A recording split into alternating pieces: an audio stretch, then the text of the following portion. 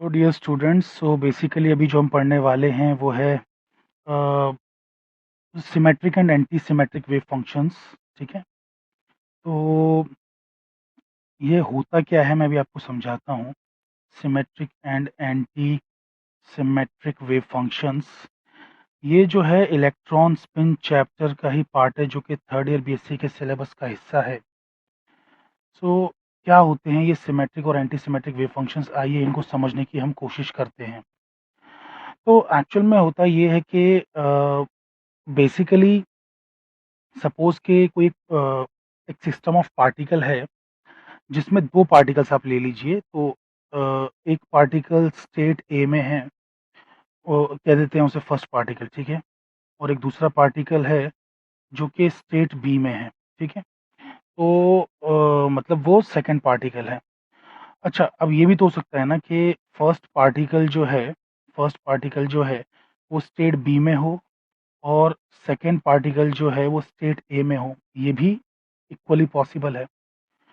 तो इसके लिए हम वेव फंक्शन जो लिखेंगे इस सिस्टम के लिए, वो लिखेंगे साई ऑफ 1 2, जहाँ पे यहाँ पे ए और बी ऐसा समझ लीजिए आप, है ना। मतलब, और इसके लिए यहाँ पे लिखेंगे साई ऑफ 2 1, यहाँ पे ए और बी है। मतलब ए स्टेट में पहला पार्टिकल और बी स्टेट में दूसरा पार्टिकल, यहाँ पे ए स्टेट में दूसरा और बी स्टेट में पहला, कुछ इस तरीके से कहानी है। ठीक है, आई होप कि आपको ये बातें समझ में आ रही हैं। तो इस तरीके से हम लोग जो है रिप्रेजेंट कर सकते हैं एक सिस्टम ऑफ पार्टिकल्स को, राइट। अब बेसिकली हमारा जो प्रोटॉन है, इलेक्ट्रॉन है, दीज आर आइडेंटिकल पार्टिकल्स, ये आइडेंटिकल पार्टिकल्स हैं। तो आइडेंटिकल पार्टिकल्स के लिए हम कह सकते हैं कि अगर हमने उन्हें एक्सचेंज किया, मतलब यानी कि 1 को उठा के बी में डाला और 2 को उठा के ए में डाला, यानी कि ये वाला सिस्टम बनाया, तो probability density should not change, their probability density should not change, यानी कि साई ऑफ 1 2 का square should be equals to psi of 2 1 का स्क्वायर, मॉड स्क्वायर, है ना, ये सेम होना चाहिए, राइट। पार्टिकल्स को एक्सचेंज करने पर प्रोबेबिलिटी डेंसिटी पे असर नहीं पड़ना चाहिए, प्रोबेबिलिटी डेंसिटी सेम रहना चाहिए, because they are identical particles, है ना। मैं जस्ट एक इलेक्ट्रॉन को उठा के यहाँ से यहाँ कर दूं और दूसरे को उठा के यहाँ से यहाँ कर दूं, तो क्या फर्क पड़ने वाला है, दोनों तो सेम ही है, बिल्कुल कोई पहचान नहीं पाएगा। तो पहचान नहीं पाएगा इन द सेंस सिस्टम को कोई फर्क नहीं पड़ेगा। तो probability density should not change, तो probability density should not change, तो इसलिए मैंने ये लिख दिया स्टेटमेंट।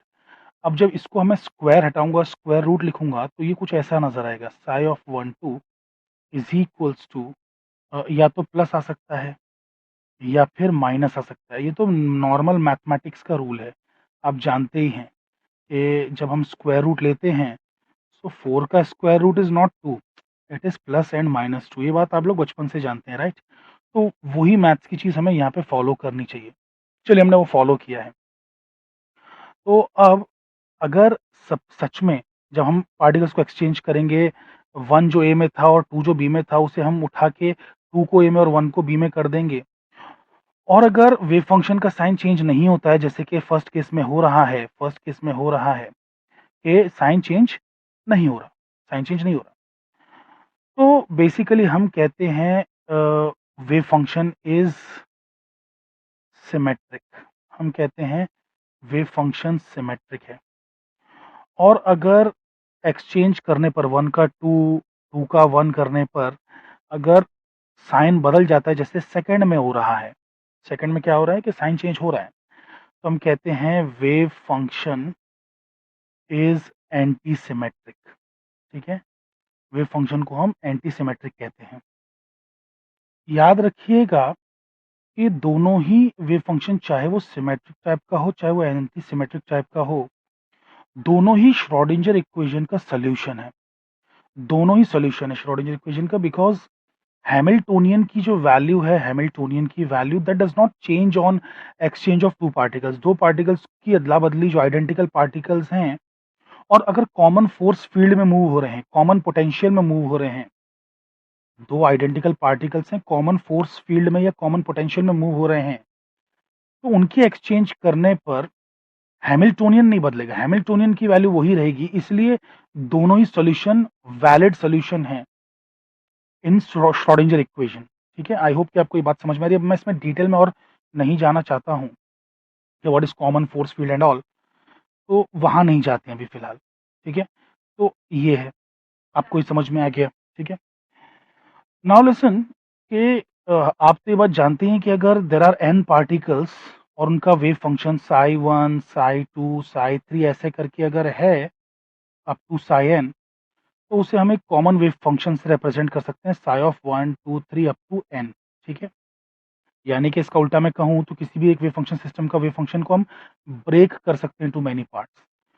तो हम साई वन टू को भी तो ब्रेक कर सकते हैं ना, psi one into Sai to में। और यहाँ पे अपनी क्लैरिटी के लिए, हमारी सहूलियत के लिए, हमारी कन्वीनियंस के लिए ए और बी लिख सकते हैं। वैसे ही साई ऑफ टू वन को हम लोग क्या कर सकते हैं, यहाँ पर साई ए बी, और यहाँ पर इस तरीके से लिख सकते हैं। वैसे इसका दूसरा वाला लिखता हूँ, स्टेट उधर ही रहने देता हूँ, पार्टिकल एक्सचेंज कर देता हूँ, एक ही बात थी, कोई फर्क नहीं पड़ता है। तो बट एनीवे एनीवे, ठीक है, तो ये ज़्यादा एक्सप्लिसिटली नज़र आ रहा है कि डिफरेंट हुआ है, कुछ एक्सचेंज हुआ है, स्टेट्स वही हैं, पार्टिकल्स बदल गए हैं। ठीक है, चलिए एनीवे, तो ये दोनों ही जो है श्रोडिंगर इक्वेशन के सोल्यूशन है। अब मैथ्स में एक रूल है कि अगर ये दोनों इंडिविजुअली एक सोल्यूशन है, मतलब इंडिविजुअली खुद ब खुद अकेले अकेले सोल्यूशन है किसी इक्वेशन के, तो इनका लीनियर कॉम्बिनेशन भी एक सोल्यूशन होगा, इनका लीनियर कॉम्बिनेशन भी एक सोल्यूशन होगा। तो मैं क्या करता हूँ कि एक लीनियर कॉम्बिनेशन क्रिएट करता हूँ सिमेट्रिक वेव फंक्शन के लिए। ठीक है, लीनियर कॉम्बिनेशन, तो यहाँ पर एक नॉर्मलाइजेशन कांस्टेंट आता है जिसकी वैल्यू 1/√2 है, जो कि फाइंड आउट की जा सकती है। तो यहाँ पर मैं लिख दूंगा साई ऑफ ए, मतलब psi of one A, psi of two B plus psi of two A and psi of one B. ठीक है, ये हो गया पहला, मेरा सिमेट्रिक वेव फंक्शन बन गया। वैसे ही मैं एक एंटी सिमेट्रिक भी लिख सकता हूँ। एंटी सिमेट्रिक के लिए 1/√2 psi of one A, psi of two B minus psi of two A and psi of one B. देखिए, मतलब एक्चुअल में तो ये ऐसा है कुछ प्लस ऑफ माइनस, क्योंकि मैंने क्या कर दिया ना कि जब मैंने एक्सचेंज किया, मतलब ये तो ओरिजिनल स्टेट था, ठीक है, मैंने एक्सचेंज किया तो वो प्लस ये बन गया। तो ये और ये दोनों मतलब बेसिकली सिमेट्रिक वेव फंक्शन का हिस्सा है, इन दोनों का कॉम्बिनेशन सिमेट्रिक वेव फंक्शन होगा। ठीक है, कॉम्बिनेशन भी सिमेट्रिक वेव फंक्शन होगा। लेकिन यहाँ पर इस सिचुएशन में ये कोई और सिचुएशन है जहाँ पर अदला बदली करने से मुझे ये माइनस वाला पार्ट मिल गया। तो जब मैं इनको जोड़ूंगा तो मुझे यहाँ पे माइनस साइन पुट कर देना चाहिए। ठीक है, तब जाके वो एंटी सिमेट्रिक वेव फंक्शन बनेगा। तो ये एक एंटी सिमेट्रिक वेव फंक्शन है। ठीक है, अदला बदली इसको किया तो ऐसा बनेगा और नेगेटिव हो जाएगा, इसकी अदला बदली किया तो ऐसा बनेगा और नेगेटिव हो जाएगा। तो बेसिकली दोनों ही एंटी सिमेट्रिक है, उनका कॉम्बिनेशन भी एंटी सिमेट्रिक है। ये नॉर्मलाइजेशन कांस्टेंट है। नॉर्मलाइजेशन कांस्टेंट के बारे में मैं ज़्यादा डिटेल में अभी बात नहीं करूंगा, बिकॉज वो बेसिक क्वांटम मैकेनिक्स है, बेसिक क्वांटम मैकेनिक्स है। ठीक है, अब इलेक्ट्रॉन के लिए इन दोनों में से कौन सा वैलिड है, इलेक्ट्रॉन के लिए इन दोनों में से कौन सा वैलिड है, इलेक्ट्रॉन की स्पेसिफिकली मैं बात कर रहा हूँ। इलेक्ट्रॉन जो है हाफ स्पिन पार्टिकल है, हाफ स्पिन वाला, उसका एस इक्वल्स टू हाफ रहता है ना, वो पॉली एक्सक्लूजन प्रिंसिपल ओबे करता है, Pauli's exclusion principle, it's a fermion. और सारे फर्मियंस जो हैं वो पॉली एक्सक्लूजन प्रिंसिपल ओबे करते हैं, इलेक्ट्रॉन इज अ फर्मियन। तो इलेक्ट्रॉन जो है पॉली एक्सक्लूजन प्रिंसिपल ओबे करता है, यानी कि बेसिकली मैं उसको एक ऐसे वेव फंक्शन से रिप्रेजेंट करना चाहिए, मुझे उसको एक ऐसे वेव फंक्शन से रिप्रेजेंट करना चाहिए कि जब मैं पार्टिकल्स को एक्सचेंज मतलब दोनों पार्टिकल्स को जब मैं एक ही स्टेट में डालने की कोशिश करूं, लिसन वेरी केयरफुली, दोनों पार्टिकल्स को अगर मैं एक ही स्टेट में डालने की कोशिश करूं तो wave function should vanish, wave function should vanish. यानी कि अगर मैंने इलेक्ट्रॉन को, जो कि पॉली एक्सक्लूजन प्रिंसिपल ओबे करता है, जो कि कहता है कि कोई भी दो इलेक्ट्रॉन सेम स्टेट में नहीं हो सकते, यानी कि चारों क्वांटम नंबर सेम नहीं हो सकते, सेम स्टेट में नहीं हो सकते इलेक्ट्रॉन्स, कोई भी दो इलेक्ट्रॉन्स एटम के अंदर सेम स्टेट में नहीं हो सकते, ये कहता है पॉली एक्सक्लूजन प्रिंसिपल। तो ऐसी चीज को, ऐसे इलेक्ट्रॉन को अगर मैं क्या करूंगा कि दो इलेक्ट्रॉन पकड़ के सेम स्टेट में डालने की कोशिश करूंगा, सेम क्वांटम स्टेट में, आप इसको एनर्जी लेवल्स मत समझिए, these are not energy levels A and B, these are like quantum states. तो quantum state, same quantum state में अगर डालने की कोशिश करूंगा तो उनका वेव फंक्शन वैनिश हो जाना चाहिए, यानी कि wave function should not exist, and if wave function is not existing there probability is zero, because psi square according to Born interpretation, psi square क्या होता है, प्रोबेबिलिटी डेंसिटी होती है। तो वेव फंक्शन जो है वैनिश हो जाना चाहिए, मतलब यानी कि ये पॉसिबल नहीं होगा, this is absurd, it's absurd to put the two electrons into the same quantum state. तो पॉली एक्सक्लूजन प्रिंसिपल के मुताबिक ऐसा वेव फंक्शन मुझे चुनना होगा कि इलेक्ट्रॉन्स को सेम स्टेट में डालते ही, दो इलेक्ट्रॉन्स को, दो अलग इलेक्ट्रॉन्स को, फर्स्ट और सेकंड दोनों इलेक्ट्रॉन को अगर मैंने सेम स्टेट में डाल दिया, यानी कि मान लो कि ए और बी इक्वल कर दिए, यानी कि 1 को भी ए में डाल दिया, 2 को भी ए में डाल दिया, है ना, ए और ए लिख दिया यहाँ पे, तो वेव फंक्शन वैनिश हो जाना चाहिए। तो आप मुझे बताइए, ये वाला वैनिश होगा कि ये वाला वैनिश होगा? If A becomes equals to B, अगर ए बी के बराबर बन गया, दोनों पार्टिकल सेम स्टेट में डाल दिए मैंने, सपोज डाल दिए, तो कौन सा वैनिश होगा? ये वाला वैनिश होगा, ये सर्वाइव करेगा, ये सर्वाइव करेगा। तो फिर ये करेक्ट वेव फंक्शन नहीं है, क्योंकि फिर ये तो पॉली एक्सक्लूजन प्रिंसिपल के खिलाफ जा रहा है कि मैंने दोनों इलेक्ट्रॉन को उठा के सेम स्टेट में डाल दिया, उसके बाद भी इसकी वैल्यू आ रही है नॉन जीरो, जीरो वैल्यू आ जाना चाहिए, वेव फंक्शन गायब हो जाना चाहिए। तो एंटी सिमेट्रिक वेव फंक्शन ही इलेक्ट्रॉन के लिए सही वेव फंक्शन है। आई होप आपको ये बात समझ में आई है।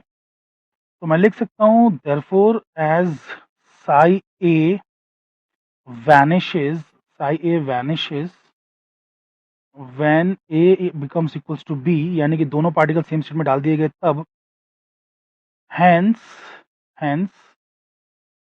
psi a must describe the system of two electrons, system of two electrons। तो सिस्टम ऑफ टू इलेक्ट्रॉन्स को डिस्क्राइब करने के लिए बेस्ट वेव फंक्शन है psi a, anti symmetric wave function. So electron obeys anti symmetric wave function है, electron के wave functions anti symmetric होते हैं। सो आई होप आपको ये बात समझ में आई है। Thank you very much. मेरी वीडियो को सब्सक्राइब करें। Bye bye.